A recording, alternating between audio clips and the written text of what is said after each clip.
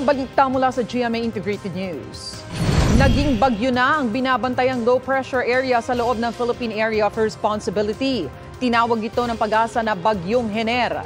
Huling namataan ng Tropical Depression 315 kilometers east-northeast ng Kasiguran Aurora at may lakas ng hangin na aabot sa 45 kph. Nakataas ang Tropical Cyclone Wind Signal number 1 sa eastern at central portion ng mainland Cagayan, buong Isabela at Quirino, eastern portion ng Nueva Vizcaya, eastern at southern portion ng Apayao, buong Kalinga, eastern at central portion ng Mountain Province, buong Ifugao at Aurora, eastern portion ng Nueva Ecija at northern portion ng mainland Quezon kasama ang mga isla ng Pulilio.